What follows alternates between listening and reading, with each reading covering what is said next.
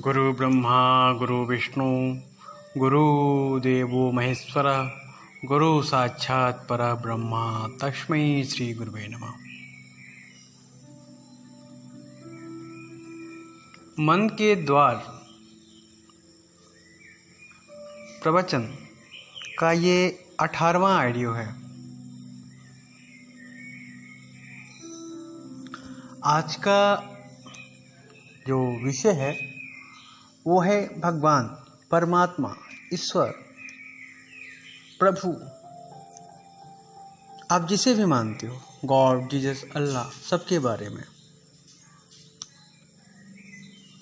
समाज में दो तरह के लोग होते हैं, एक होते हैं आस्तिक, एक होते हैं नास्तिक, और दो ही संप्रदाय है, एक है निराकार ब्रह्म, एक है साकार ब्रह्म। साकार निराकार पे आगे मैं बोल चुका हूँ और आगे भी बोलता रहूँगा, परंतु आज का जो प्रश्न है सभी धर्मों के लिए, आप किसी भी धर्म में विश्वास रखते हैं, ये आपके धर्म के लोग अक्सर पूछते हैं। हर धर्म के लोग मेरे पास हैं, मेरा काम ही ऐसा है, मैं सबको प्रेम करता हूँ। हिंदू, मुस्लिम, सिख, ईसाई, मैं सबको प्रेम करता हूँ। जो मुझसे टकराता है मैं उसको से प्रेम कर लेता हूँ। तो बात है, एक तीन तरह के इंसान होते हैं। एक होते हैं श्रोता, उनसे मतलब नहीं होती है दुनियादारी से, टाइम बिताना उनका काम है, सुनेंगे बस, जहाँ कथा से उठे, रास्ते से उठे, सब भूल जाते। दूसरे होते हैं कथा सुन के, बातों को सुन के उसमें प्रश्न करते हैं। और तीसरे नास्तिक होते हैं, जो बात पूरा हो ना हो उनको बस खंडन करना है। तो इस पे भी मैं बोला हूँ, पीछे में ऑडियो में जाके सुनिएगा तो मिलेगा। आज हमारा पॉइंट है, क्या परमात्मा होते हैं? तो इस पे आज हम चिंतन मनन करेंगे। बहुत से लोग प्रश्न करते रहते हैं, भगवान को जानना चाहते हैं, भगवान कहाँ रहते हैं, क्या कर सकते हैं, क्योंकि दिमाग ऐसा है, जब तक कोई दिखेगा नहीं तब तक कोई मानेगा नहीं। और जैसे जैसे हमारा समाज सभ्य, एजुकेटेड, सुसंस्कारी होते जा रहा है, वैसे वैसे हम कल्चर से कटते जा रहे हैं। कल्चर क्या है? कल्चर एक बेस, एक नींव। आप ऐसे हवाओं में नहीं पैदा हो सकते हैं। अब बैक्टीरिया नहीं है, कीड़े मकोड़े नहीं हैं, आप समाज के हिस्सा हैं। तो जिस भी समाज से हो, वो शुभ हो अशुभ हो, उसके कल्चर को मानते हुए ही आपकी जीवन है। बिना संस्कार के कोई व्यक्ति पृथ्वी पे नहीं हो सकता, किसी भी जाति धर्म का हो, इस पृथ्वी पे कहीं भी। सिर्फ भारत ही नहीं, अमेरिका, जापान, चाइना, अकड़म बकड़म जितने भी देश हैं, पूरे वर्ल्ड में सबके अपने कल्चर हैं। विदाउट कल्चर कोई नहीं है। यहाँ तक कि आदिवासी, कबीलाई, असभ्य, जहाँ तक वस्त्र और अन्न का अभी भी अभाव है, वहाँ भी अपना अपना कल्चर बना रखे हैं। जंगली लोगों का भी कल्चर होता है, उनके भी देवी देवता होते हैं। जो भगवान को नहीं मानते, उनके भी देवी देवता, वो अपने मंत्री या राजाओं का फोटो केंद्र में लगा के उसको पूजा करते हैं, उसके सामने झुकते हैं। कल्चर हर जगह है। कल्चर विदाउट कल्चर नहीं हो सकता। लोग बोलते हैं कम्युनिस्ट लोग हैं, किसी को कुछ नहीं मांगते, उनकी तरक्की उन्नति होती है, कुछ नहीं। परमात्मा क्या है? भगवान क्या है? एक संस्कार लाता है, समर्पण लाता है। वो उस फोटो के आगे, अपने देश के राजा के आगे समर्पण कर रहा है, देश के निर्माता के आगे समर्पण कर रहा है। जरूरी थोड़ी है परमात्मा, कुछ लोग अपने गुरु के आगे समर्पण करते हैं, गुरु को ब्रह्मा विष्णु महेश मानते हैं, क्या करिएगा? उनको आप नास्तिक नहीं बोलिएगा ना, उनको तो आप हिंदू मानते हैं कि बोले गुरु को ब्रह्मा विष्णु महेश मान रहा है। तो इसी तरह पृथ्वी पे कोई भी है, आधारशिला हमारा कल्चर, हमारी संस्कार, हमारे नियम कानून है। तो हम भारत में रहते हैं और भारत में हर चीज़ की लॉजिक है, भगवान तक की लॉजिक है। अगर आप अब किसी स्थान पर बैठे हो, किसी टेबल कुर्सी मेज पर बैठे हो, ज़मीन पे बैठे हो, चटाई पे बैठे हो, उसके अंदर भी परमात्मा का वास है। यहाँ तक छोटे से छोटे जीव, चींटी जैसे सूक्ष्म जीव में, जीवाणुओं तक में परमात्मा का वास है। वो आपके साथ सदैव रहती है, आपके साथ सदैव चलती है, आप उसे महसूस नहीं कर पाते हो। तो लोग अक्सर पूछते हैं भगवान के बारे में। तो आज एक छोटी सी कहानी से शुरुआत करता हूँ और आगे फिर बात करते हैं परमात्मा की इच्छा से। परमात्मा क्या कहना चाहता है, परमात्मा आपसे क्या बात करना चाहता है। तो कहानी थोड़ा सा पौराणिक है, काल्पनिक है। कहानी मतलब एक झूठ, परंतु समझाने के लिए, एक झूठी संसार को समझाने के लिए झूठ का सहारा लेना पड़ता है, तभी वो आसानी से समझेंगे। तो कहानी की शुरुआत करते हैं ज़्यादा समय न गवाते हुए। एक ब्राह्मण देवता थे, निर्धन थे, परंतु परमात्मा में, भगवान में बहुत विश्वास रखते थे, अपने धर्मनिष्ठ थे और उनकी चर्चाएं दूर दूर के गांव में थी। पूजा बहुत भक्ति से करते थे। तो उनका व्याख्यान, उनका परमात्मा की भक्ति, परमात्मा के प्रति समर्पण उस नगर के राजा को पता चला। राजा बहुत मनचले होते हैं, हमेशा कुछ नया नया करते रहते हैं। तो उस राजा ने कहा कि इस नगर के सबसे श्रेष्ठ ब्राह्मण को हमारे यहाँ पूजा पे आमंत्रित किया जाए। मंत्रियों ने बताया कि फला गांव में फला ब्राह्मण रहता है जो सबसे श्रेष्ठ है, अपने राजपुरोहितों से भी श्रेष्ठ है, धर्मनिष्ठ है। ब्राह्मण गरीब है, तो राजा का इच्छा था कि पवित्र व्यक्ति से अपने और धर्मनिष्ठ व्यक्ति से अपने यहाँ अनुष्ठान कराए। तो उन्होंने तत्काल सिपाहियों के द्वारा निमंत्रण भेज दिया। ब्राह्मण के घर जब सिपाही गए, ब्राह्मण अहोभाव से भर गया, परमात्मा की असीम कृपा, समझा कि अब तो गरीबी दूर हो जाएगी। ब्राह्मण भी सोचा कि परमात्मा के 3 दिन सेवा कर रहे थे, कभी कोई बुलावा नहीं, कोई सेठ साहूकार नहीं बुलाता है, छोटे छोटे लोगों के कथा कहते हैं, राजा बुला रहा है आज। निमंत्रण स्वीकार कर लिया। तिथि मुहूर्त के अनुसार टीका चंदन लगा के, परमात्मा का इच्छा लेके, परमात्मा की शक्ति लेके दरवाजे पे पहुंचा, राज दरबार पहुंचा। नियम के हिसाब से राजा आए, राज परिवार के लोग आए, ब्राह्मण का संस्कार किए, ब्राह्मण के अच्छा आओ भगत किए, कथा पूजा हो गई। ब्राह्मण चलने लगा धन दौलत सुख समृद्धि को लेके वहाँ से। तब तक राजा के मन में एक प्रश्न जगा। उन्होंने ब्राह्मण से बोला, हे ब्राह्मण देव, आप सबसे इस नगर के सबसे श्रेष्ठ ब्राह्मण हैं, ऐसा हमने सुना, धर्मनिष्ठ हैं, ऐसा भी हमने सुना, और हमारे राज पुरोहितों से भी श्रेष्ठ हैं, ऐसे हमारे मंत्री मानते हैं। मंत्री अर्थात मंत्रणा देने वाला, जो जिस पे राजा को अपने से ज़्यादा विश्वास होता है, क्योंकि वो गलत मंत्रणा कभी नहीं दे सकता, इसलिए मंत्री का स्थान आज भी इस 2020 में भी मंत्री का स्थान राजा से ज़्यादा है। राष्ट्रपति बस होता है, परंतु मंत्री ही सारा काम करता है, क्योंकि मंत्री के पे इतनी जिम्मेदारियां होती है, वो असत्य नहीं, भाषी नहीं हो सकता है, झूठा नहीं बोल सकता है, सत्य निर्णय ही राजा को देगा।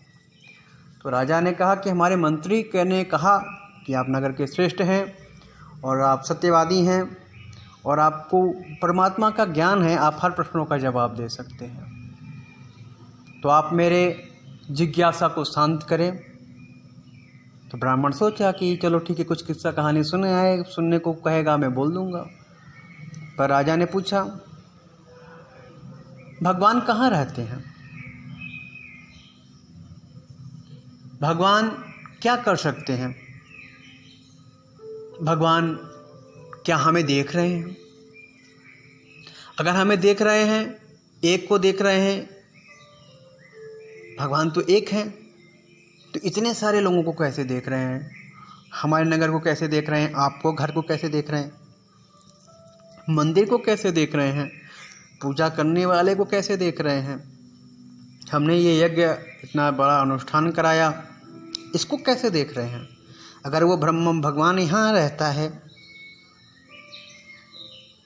तो कैसे सर्वत्र देखता है? ब्राह्मण के पास इस प्रश्न का जवाब नहीं था, क्योंकि वो राजा का अन्न खा लिया था। क्योंकि जिसका अन्न खाते हो उसकी जैसी बुद्धि हो जाती है, बुद्धि काम करना बंद कर देता है। इसलिए धार्मिक लोगों को कहीं भी खाना खाने से मनाही है शास्त्रों में। शुद्ध भोजन ही खाना है, किसी का दिया नहीं खाना है।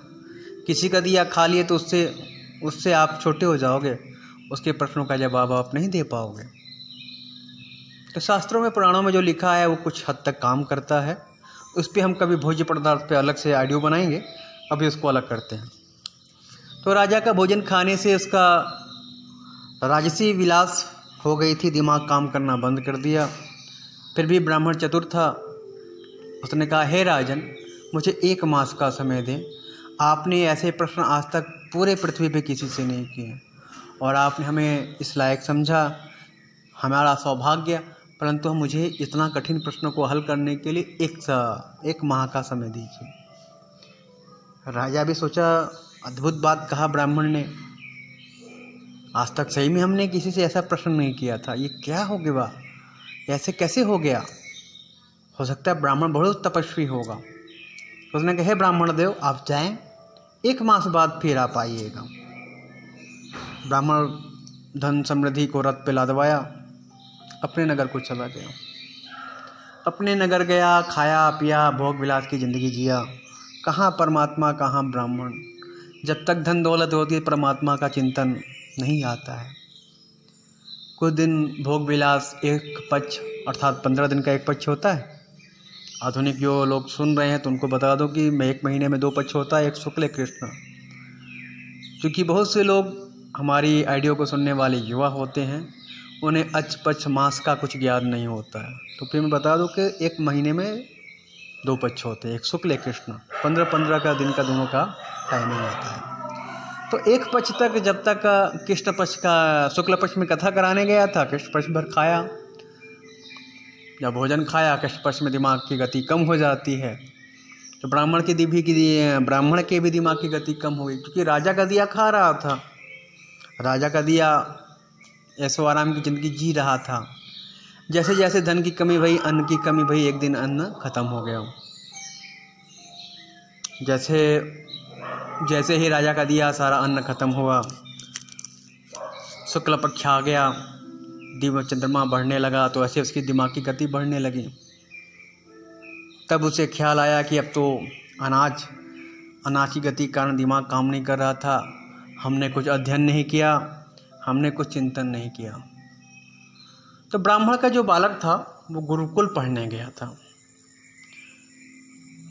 तो अभी 1 मास पे ख़त्म होने में कुछ चंद दिन बाकी थे। गुरुकुल से शिक्षा लेके वो बालक आया रहा था, और जब घर में आया तो सब चीज़ संपन्नता थी, कहाँ दुखाली, और गरीबी में गया था गुरुकुल। और पिता पे राजा की कृपा होने से सुख समृद्धि गायों से भरा हुआ अपना घर देखा।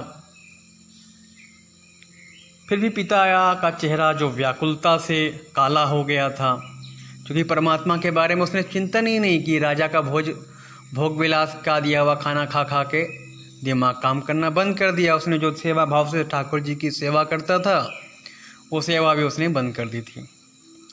तो दिमाग, जब भक्ति बंद कर दोगे तो दिमाग काम नहीं करता, तो इसलिए भक्ति जरूरी है।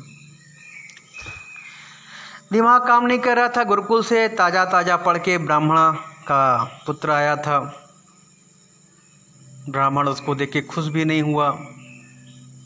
परंतु एक दिन बीता, 2 दिन बीता, पिता का चेहरा काला दिन पे दिन काला होता गया। तो पुत्र अपने पिता से पूछता है पिता क्या बात है, घर में सुख समृद्धि भरी है, फिर भी आप इतने दुख से काले क्यों हो गए हैं।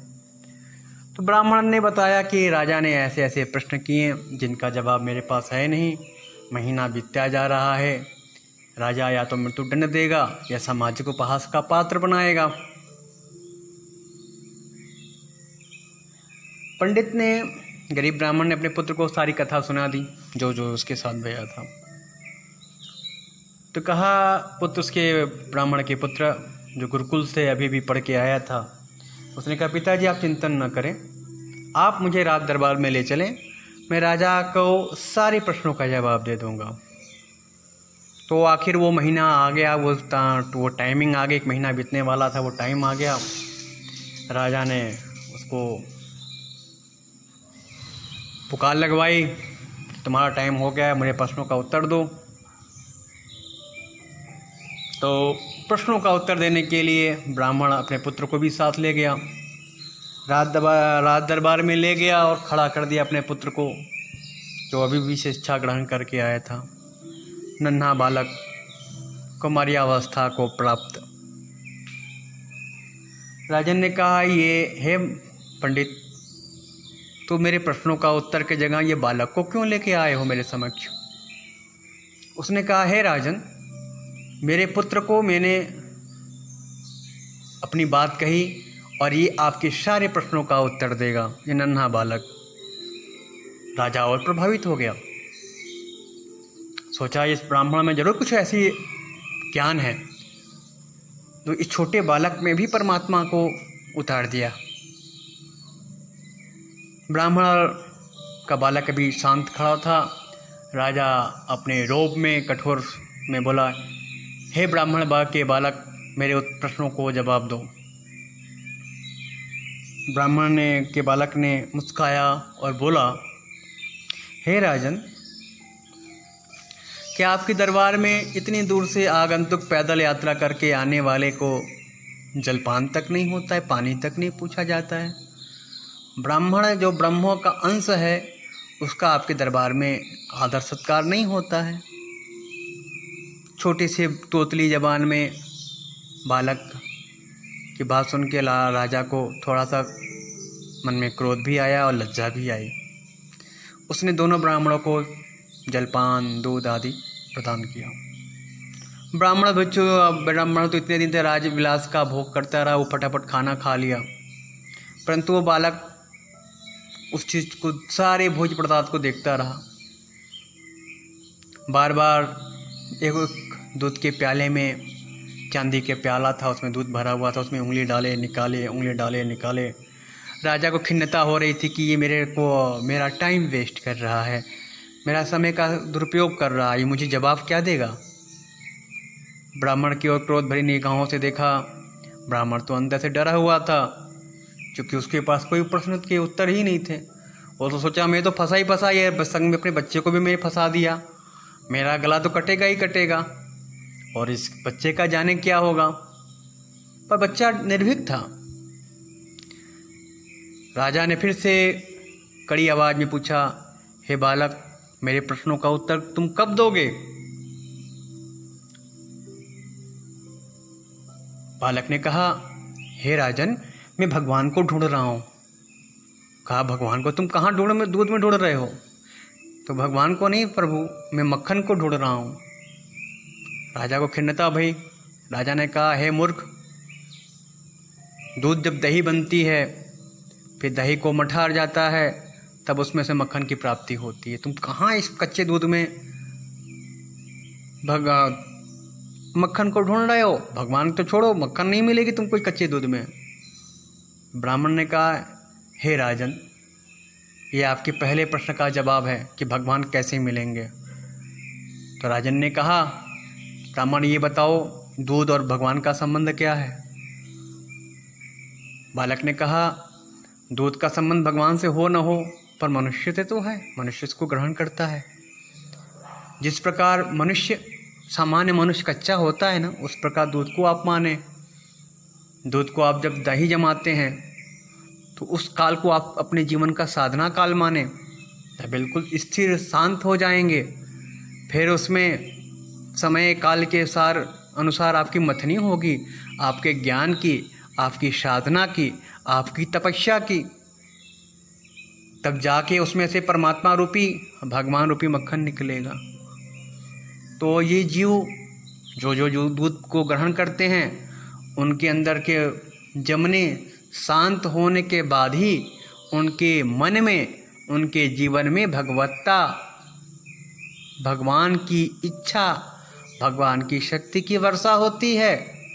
तो हे राजन, जब तक तुम शांत नहीं होगे, तुम दही के समान स्थिर नहीं होगे, तब तक तुमको काल और समय के अनुसार तुम्हारा मंथन नहीं होगा, और मंथन नहीं होगा तो तब तक तुम भगवान नहीं बन सकते हो, भगवत्ता को प्राप्त नहीं हो सकते हो। राजा शर्मिंदा हुआ और बालक के प्रति कृतज्ञता ज्ञात मानने लगा।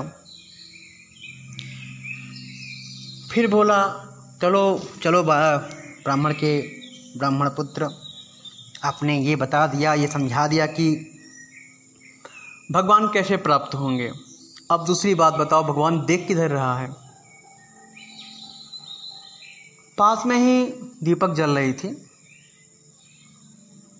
राजन ने कहा, अब मेरे जस्ट दूसरे प्रश्नों का भी जवाब दो। बालक ने कहा कि हे राजन, ये घी का दीपक जल रहा है, हाथ में ले लो। तो ब्राह्मण के बालक की बात को सुनना था और उससे ज्ञान प्राप्त करने थे, उसने दीपक को हाथ में ले लिया। तो राजन से ब्राह्मण का बालक पूछता है, राजन, ये दीपक की प्रकाश किस ओर है? ब्राह्मण ने के बालक को आवाज़ प्रश्नों को सुन के राजन कहता है, ये तो दीपक है, ये किसी एक और प्रकाशमान नहीं हो सकता, ये सर्वत्र देखता है, हर ओर प्रकाश जा रहा है, अनंत तक प्रकाश जा सकता है। तो ब्राह्मण का बालक बोलता है, ठीक दीपक की लौ की तरह परमात्मा को मानो, वो यहाँ रह के तुम्हें देख सकता है, मुझे देख सकता है, इस राज दरबार में बैठे सारे लोगों को देख सकता है। ठीक उसी तरह परमात्मा की अनंत ज्योति तुम्हें देखती है, हमें देखती है, मेरे पिता के घर को देखती है, आश्रम को देखती है, मंदिर को देखती है, धर्मकर्ता को देखती है, अधर्मकर्ता को देखती है, संपूर्ण पृथ्वी को एक साथ देख सकती है। वो एक लौ के समान है। दूसरे प्रश्न के उत्तर पाके भी राजा बहुत शर्मिंदित होता है और भी अनुग्रहित होता है ब्राह्मण पुत्र के द्वारा। फिर बोलता है राजन, हे ब्राह्मण, तुम्हारे 2 प्रश्नों से मैं बहुत संतुष्ट हूँ। तीसरा प्रश्न बता दो कि ब्रह्मा, ये जो तुम्हारा भगवान है, वो क्या क्या कर सकता है? राजा ऊंचे पे बैठा, सिंहासन पर बैठा था। ब्राह्मण का बालक बहुत चतुर था। वो बोला, हे राजन, ये सबसे कठिन प्रश्न है और इसका उत्तर सुनने के लिए आपको नीचे आना होगा और मुझे थोड़ी देर के लिए आपके स्थान पर जाना होगा।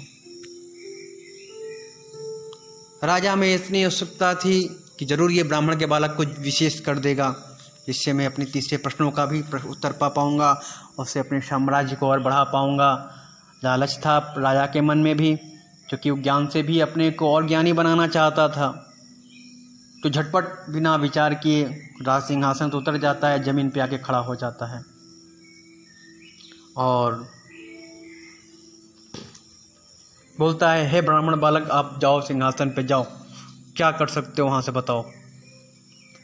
राज सिंहासन पे बालक का जाके बैठ जाता है। ब्राह्मण का बालक वहाँ से बैठ के आनंद को महसूस करता है। राजा का किस भोग को महसूस करता था, उस भोग को महसूस करता है। फिर वहाँ से उत्तर देता है, राजन, आँख बंद करके परमात्मा को धन्यवाद देता है। फिर बोलता है, राजन, वो परमात्मा की परम शक्ति को मान लो। मैं तो अभी गुरुकुल से आया हूँ, ब्राह्मण के घर में जन्मा, राज सिंहासन छोड़ो, राज दरबार में आने के लायक नहीं हूँ, फिर भी राज सिंहासन को परमात्मा की कृपा से, उनकी इच्छा शक्ति से आपने मुझे दे दिया, स्वेच्छा से, बिना युद्ध के, बिना छल कपट के। तो वो परमात्मा अपनी लीला से एक गरीब असहाय रंक को राजा बना सकता है। और आप देखिए, स्वेच्छा से रंक के स्थान पे दरबारी में नीचे खड़े हैं। राजा को अपनी इस कृत्य पे लज्जा भी आई और ब्राह्मण की चतुराई को देख के चमत्कारिक हो गया, अचंभित हो गया।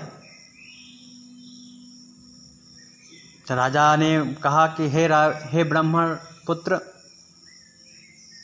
तुमने इस व्यवहारिक जगत से भगवान से मुझे साक्षात्कार करा दिया। मैं जो चाहता था वो तुमने मुझे दे दिया। निश्चित ही तुम इस तेजस्वी ब्राह्मण के ज्ञान से हमारे समाज का, हमारे देश का भला जरूर करोगे। तो ब्राह्मण पुत्र को यथा उसके सामर्थ्य अनुसार धन समृद्धि देके उसके गांव को वापस भेज देता है। तो बात यहाँ पे समझने वाली ये आती है कि परमात्मा क्या क्या नहीं कर सकता है। परमात्मा हमारे आसपास मौजूद है, बस हमारा अहंकार और हमारा नियम और हमारा ईगो उसे देखने नहीं देता है। हम अपने इस नॉर्मल आंखों से परमात्मा को सामने से गुजरते हुए देखते हैं, उसे पहचान नहीं पाते हैं और हर वक्त पूछते थे भगवान कहाँ है, भगवान कहाँ है, भगवान कहाँ है। अरे भगवान मिल के ही जाएगा तो तुम क्या कर लोगे? भगवान का तेल निकालोगे। तो ब्राह्मण पुत्र का पहला नियम बहुत ही कहानी में सार्थक लगता है कि परमात्मा हर व्यक्ति को सुलभ है। पहले वो अपने आप को दही के समान शांत बना ले, अपने स्वरूप को बिल्कुल शांत कर दे। जब आप शांत हो जाओगे, एक अवस्था को प्राप्त हो जाओगे, शुभ अशुभ सब चीज़ों से मुक्त हो जाओगे। दही के समान कहाँ पानी थे, बहते बहते बहते जा रहे थे, अचानक से रूपांतरण हुआ, दही के समान सख्त स्थिर जेल हो गए, स्थिर हो गए। फिर जब ऐसा शांत निर्मल पावन हो जाओगे तो फिर वही परमात्मा की कालगति आपको मथेगी और आपको इतना शुद्ध कर देगी, इतना निर्मल कर देगी, इतना पावन कर देगी कि आपके शरीर में परमात्मा उतर जाएगा। फिर आप गली गली घूम के भगवान है पूछोगे नहीं किसी से। किसी धार्मिक सभाओं में जाके भगवान है कि नहीं बताओ, अरे नहीं, भगवान हो भी तो आप क्या करोगे? तेल निकालोगे उससे, क्या कर पाओगे? क्या कर सकते हो भगवान का? आपके समाज में इतने लोग पड़े हैं, उनका आपने क्या किया? क्या उनका सारा ज्ञान ले लिया? क्या आपने राग द्वेष घृणा छोड़ दी? मन में शांति आई? तो आज से ही ट्राई करिए भगवान की खोजने की विधि। इस कहानी में 3 पार्ट है। आपके सारे भगवान को मिलने की विधि है। बस अपने आप को शांत करिए, भगवान दिखेंगे, साधना दिखेगी, साधना की शक्ति भी दिखेगी। और परमात्मा जिस दिन आप अपने आप को शांत कर लेंगे, परमात्मा आपको मथेगा, उसका परीक्षा होगा। जब आपकी परीक्षण परमात्मा अपने मंथन से करना शुरू कर देगा, तभी जाके घटित होगा, मक्खन बनोगे आप।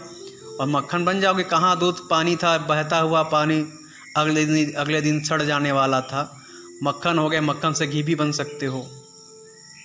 घी से में इतना पावर होता है, दूध कभी जल नहीं सकता है, परंतु घी के अंदर इतनी अलौकिक शक्ति होती है, वो रोशन दे सकता है, परमात्मा की तरह अपने आप को जला सकता है, संपूर्ण समाज को राह दिखा सकता है।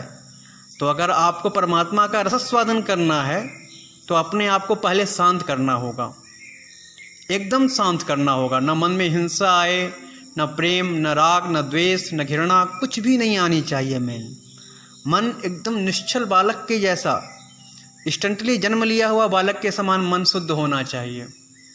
तभी जाके आपका मन की शांति आपको दही बनने में सहायक करेगी।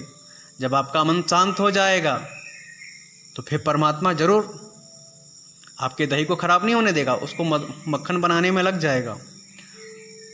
मक्खन के समान आपका परीक्षण होगा, मथनी चलेगी, काल गति की मथनी चलेगी, इधर उधर घुमाया जाएगा, सर चकरा जाएगा, रूपांतरण हो रहा है, काल गति चल रही है। घड़ी चलता देखा है, गोल गोल चलता रहता है, रुकता ही नहीं है, चलता ही रहता है। वो काल गति है। उसी प्रकार घूमते घूमते घूमते घूमते आपका मक्खन निकल जाएगा, फिर एक टाइम बाद मक्खन से आपका घी भी बन जाएगा। और वो घी क्या है? वो ज्ञान है। वो ज्ञान है, वो तपस्या का फल है घी। अब आप उसको रोशन कर लो, समाज को दीपक में दे दो या बेच दो अपने आप को 100 रुपये में। परमात्मा हो गए हो, अपने भक्तों का कल्याण करो 10 रुपया लेकर। डिपेंड आप पे करता है कि घी हो गए हो तो क्या कर रहे हो। परमात्मा की शक्ति पाके आपने क्या किया? 10 रुपये लेके अपने आप को बेचा कि समाज को रोशन प्रदान कर रहे हो। तो जिन लोगों को परमात्मा की तलाश थी इस ऑडियो में, इस कहानी में, इस प्रवचन में, मुझे लगता है उनको परमात्मा पाने का मार्ग ही बता दिया मैंने। परमात्मा क्या करेगा, कैसे करेगा, सारा चीज़ बता दिया। उम्मीद करता हूँ आप अपने आप को शांत करोगे और साधना शक्ति देखने के बजाय अपने आप को उसमें उतारोगे। उस मार्ग पे लेके चलोगे आप जहाँ आपके मन एकदम शांत हो जाएगा, निर्मल हो जाएगा। दूध में कोई क्रांति नहीं होती है, कुछ समय बाद वो फट जाएगा, खराब हो जाएगा, परंतु घी जब बन जाएगा, ज्ञान का सर्वश्रेष्ठ चोटी पे पा जाओगे आप, तो कभी खराब नहीं होगे। वो बस ज्ञान है। जब तक इस जीवंत शरीर में रहोगे, ज्ञान छिड़कते रहोगे, समाज को रोशन दिखाते रहोगे। तो आज के लिए इतना ही। धन्यवाद। गुरु ब्रह्मा गुरु विष्णु गुरुदेवो महेश्वर गुरु साक्षात् परब्रह्म तस्मै श्री गुरुवे नमः।